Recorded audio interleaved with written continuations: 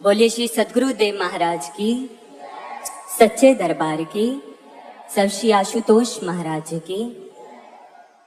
महाराज जी वो करुणामय रूप बनकर के हमारे जीवन में आए। महाराज जी ने साधकता की सभी कठोरताओं को दरकिनार कर, साधकता के हर नियम को दूर कर, करुणा के आंचल में छिपा करके हमें पाला है, अपना ममतामय आंचल दिया है। जब भी हम परेशान हुए हैं, जब भी हम विचारों के झंझावात में उलझे हैं, महाराज जी ने अपना प्रत्यक्ष मार्गदर्शन दिया है।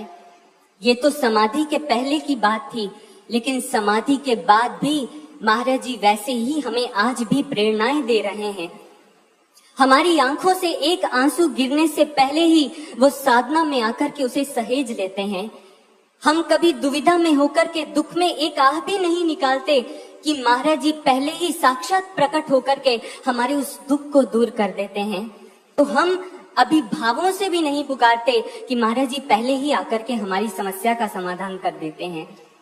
इतने दिव्य हैं हमारे महाराज जी और इतने करुणा के अवतार से युक्त हैं। और महाराज जी ऐसे परीक्षक हैं। भक्ति के काल में परीक्षाएं तो आती हैं, लेकिन वो ऐसी परीक्षा लेते हैं, ऐसी परीक्षा कि अपना क्वेश्चन पेपर भी पहले ही लीक कर देते हैं। अपने भजनों में आने वाली परिस्थितियों को महाराज जी ने हूबहू अपने शब्दों में लिखा है और हमें बताया है कि किन किन परिस्थितियों में से हमें निकलना पड़ेगा। और केवल इतना नहीं, महाराज जी ने उसमें से निकलने का समाधान भी हमें बताया है, हमें सॉल्यूशन भी दिया है, यानी हर क्वेश्चन का आंसर भी हमें महाराज जी खुद बता करके गए हैं। और आज जो भजन आप सुनने जा रहे हैं, ये महाराज जी की उन्हीं दिव्य प्रेरणाओं की एक कड़ी है। जहां महाराज जी ने अपना करुणामयी आंचल हम सबको दिया, वहीं महाराज जी ने अपने हर शिष्य के लिए स्वप्न संजोए हैं, हर शिष्य के लिए आशाएं लगाई हैं। कहीं महाराज जी ने अपने शब्दों में कहा, प्रभु तुम्हारे नैन तारे पूत बनकर जाएंगे हम, विश्व के हर देश में गुरुदूत बनकर जाएंगे हम। ये महाराज जी की हमारे प्रति आशाएं हैं। कहीं उन्होंने कहा, बहुत उम्मीदें हैं सतगुरु को अपनी संतानों से, पूर्ण करें जो सेवा दी है उसने अरमानों से। ये महाराज जी की आशाएं हैं। और कौन कौन सी आशाएं हैं जो महाराज जी ने हमसे लगाई हैं, इन प्रश्नों का उत्तर आपको इस भजन में मिलेगा। महाराज जी ने करुणा दी, महाराज जी ने प्रेम दिया, लेकिन हम महाराज जी के प्रेम को उनकी कमजोरी समझ के अवगुणों को और अपने भीतर धारण करते गए और इतने अवगुणों से भर गए कि महाराज जी को ये बात लिखनी पड़ी, जिनको समझ नहीं आएंगी समझाइश की बातें, उन्हें बदलने तुली हुई हैं आशुतोष की लातें। वो कौन सी लातें हैं, वो कौन सा समय है, वो कौन सी रात है जिसका महाराज जी ने अपने भजनों में वर्णन किया। रात हो कितनी भयंकर, वायु का विकराल हो स्तर। ये कौन सी रात है, इस रात का वर्णन है इस भजन में, इन प्रश्नों का उत्तर है इस भजन में। हमने कितनी ही बार मंचों से ये सुना है, जुड़े रहेंगे जो कि हमारे तप से निर्मित नीड़ से, हीरो में वो अलग दिखेंगे कांच करीच की भीड़ से। जो जुड़ जाएंगे वो बन जाएंगे, लेकिन वो क्या बन जाएंगे, महाराज जी उन्हें क्या बना देंगे, उसकी एक झलक है इस भजन में, जो भजन आप सुनने जा रहे हो। इतना सब कुछ सुनने के बाद हो सकता है आपकी तार्किक बुद्धि के मन में तर्क की कोपलें फूट रही हो कि ऐसा कैसे हो सकता है, महाराज जी किसी को अनुभव में आकर के कैसे लिखवा सकते हैं, ये तो मन घड़ंत है, ये सत्य नहीं हो सकता, ये कल्पना है। लेकिन सज्जनों, अगर आज हमारे मन में, हमारी बुद्धि में ऐसे विचार आ रहे हैं तो सावधान हो जाइए, सावधान। क्योंकि भक्ति के जिस पथ के पथिक हम बन चुके हैं, इस सफर की शुरुआत ही ईश्वर के दर्शन से हुई थी। वो ईश्वर दर्शन जिसे तर्कों से समझा नहीं जा सकता, तो उस पथ के अनुभवों को हम तर्कों से कैसे समझ सकते हैं। इतिहास साक्षी है, अध्यात्म पथ में ऐसे ऐसे अनुभव हुए हैं भक्तों को जिन्हें तर्कों से कभी भी समझा नहीं जा सकता। आज तक हमने यही सुना है, आग जलाने का काम करती है, लेकिन क्या कोई बुद्धि का तर्क ऐसा है जो इस बात को सिद्ध कर सके कि जब प्रहलाद को आग में डाला गया तो वो जल समान शीतल कैसे हो गई। आज तक हमने ये सुना है कि जड़ वस्तु में वृद्धि नहीं होती। क्या कोई महाविद्वान इस बात को अपने तर्क से सिद्ध कर सकता है कि जब द्रौपदी ने प्रभु को पुकारा तो उसके चीर का वर्धन कैसे हो गया। आज तक हमने ये सुना है कि जल डुबोने का काम करता है, लेकिन क्या किसी के तर्क में इतनी शक्ति है जो इस तथ्य को साबित कर सके कि जब कबीर को जल में फेंका गया तो वो पार कैसे हो गए? सज्जनों, अध्यात्म मार्ग तर्कों का नहीं है। एक तो वो कलयुग की मीरा थी जिसे विरोधियों ने विष भी यह कहकर दे दिया कि ये कृष्ण का चरणामृत है। उसने श्रद्धा युक्त होकर के उस विष को भी पिया तो वो चरणामृत बन गया। और एक हम हैं जिन्हें अनुभवों का अमृत भी अमृत कहकर ही दिया जाता है, और हम अपने कुतर्क लड़ा करके उस अनुभव को भी विष बना देते हैं, उस अमृत को भी विष बना देते हैं। ये कैसा शिष्यत्व है हमारा, कैसा शिष्यत्व है सज्जनों हमारा। जानते हैं इन सबका कारण क्या है? सिर्फ एक कारण है जो आपने कितनी बार मन से सुना है, साधना का ना होना। और इस भजन में भी महाराज जी यही संकेत बार बार दे रहे हैं। सज्जनों, श्रद्धा और विश्वास कोई ऐसी वस्तु नहीं है जो किसी हाट से मिलती हो जहां जाकर के आप इसे खरीद लें। इसे कमाया जाता है, इसे अर्जित किया जाता है अपने तप के साथ। और ये बात महाराज जी ने स्वयं कही है। महाराज जी ने स्वयं अपने शब्दों में लिखा है कि आने वाले समय में यदि बचना चाहते हैं तो साधना ही हमें बचा सकती है। महाराज जी ने लिखा है कि ये क्षुद्र स्वार्थ पोषित मदमोह की तरंगे, कुछ क्रोध से कुप्रेरित विद्रोह की तरंगे, परिवेश हो गया है सागर सदृश भयंकर। ऐसे समय में केवल पतवार साधना है, ऐसे समय में केवल पतवार साधना है। एक अन्य भजन में महाराज जी ने कहा, अनगिनत विटप गिरेंगे और धूल में मिलेंगे, वट वृक्ष आंधियों में लेकिन नहीं हिलेंगे, हम साधना करें जो हो आस्था अखंडित। स्पष्ट लिखा है, हम साधना करें जो हो आस्था अखंडित, हर पल सतर्क होवें, हो लोभ से ना मंडित। महाराज जी तो कहकर गए हैं साधना करें, साधना करें। सज्जनों, यह तो निश्चित है कि नवयुग आना ही आना है, लेकिन अभी हमें ये निश्चित करना है कि हम उस नवयुग में होंगे या नहीं होंगे। ये बात महाराज जी ने इस भजन में कही है। भविष्य तुम्हें अपना खुद ही है लिखना, भविष्य तुम्हें अपना खुद ही है लिखना, ये तुम पर ही निर्भर है टिकना ना टिकना। समय आज का जो है उसको संभालो, कठिन साधना तप में खुद को तपा लो, निज श्रद्धा की नींव मजबूत कर लो, जो अब तक है सीखा वो चरितार्थ कर लो, मुझे अपने अंतःकरण में बसा लो, जो बाहर का नाता वो अंदर बना लो। महाराज जी ने स्वयं कहा है कि साधना करें, जो बाहर का नाता हमने बनाया है वो अंदर बना लें। महाराज जी हमसे बहुत आशाएं लगाए हैं। महाराज जी को खरे व्यक्तित्व चाहिए, खालिस शुद्ध व्यक्तित्व चाहिए, वो व्यक्तित्व जो हर अवगुणों से परे हो, जो हर विकारों को त्याग के गुरुमय हो।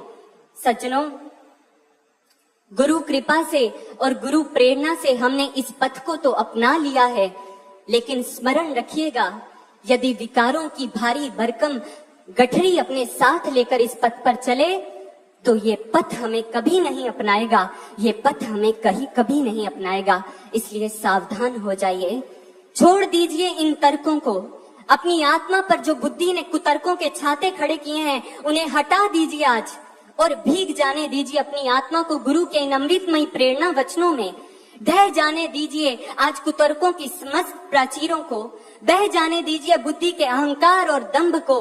आज एक प्रार्थना है मेरी आपसे, आप जिस भजन को सुनने जा रहे हैं, इस भजन को आप समीक्षक, अधीक्षक व परीक्षक बनकर के मत सुनिएगा, अपितु एक अकिंचन भिक्षुक बनकर के सुनिएगा।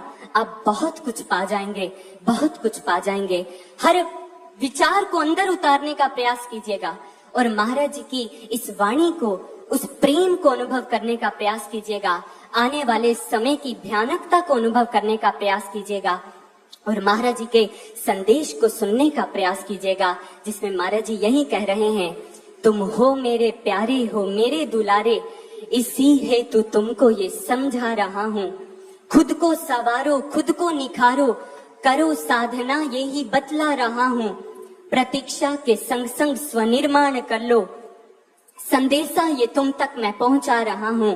फिर ना ये कहना न चेताया मैंने, फिर ना ये कहना न चेताया मैंने, सो न खो ये चेता रहा हूँ।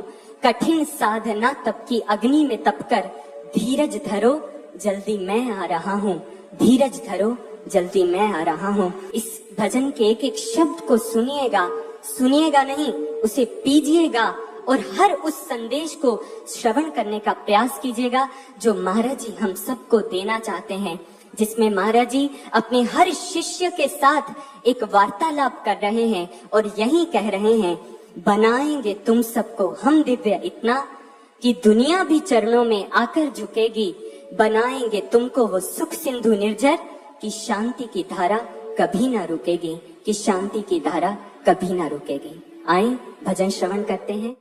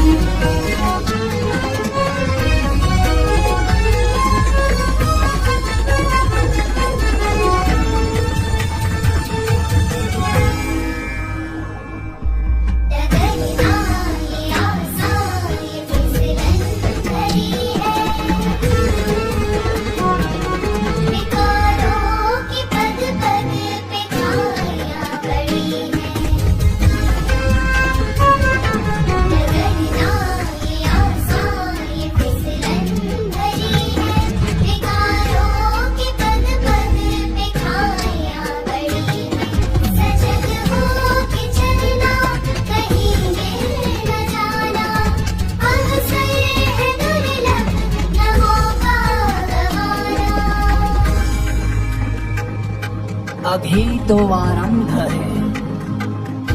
अंत नहीं है। हाँ, ये काल रात्रि अनंत नहीं है।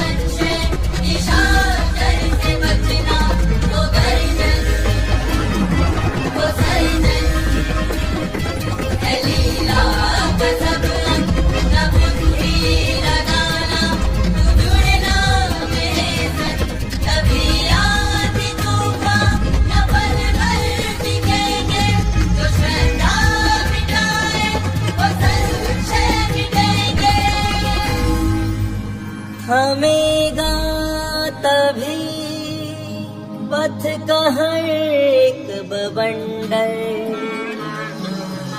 हो निर्भय बढ़ोगे मिटेगा हर एक डर। तभी खत्म होगी तूफानों भरी रात, तभी तो मिलेगा तुम्हें मेरा चिर साथ। तुम ना रहोगे मेरा रूप होगे, विकारों को तज के धवल रूप होगे। गुरु शिष्य की सब दीवारें मिटाकर तुम सच्चिदानंद मम स्वरूप होगे। न होगा पतन पथ भी होगा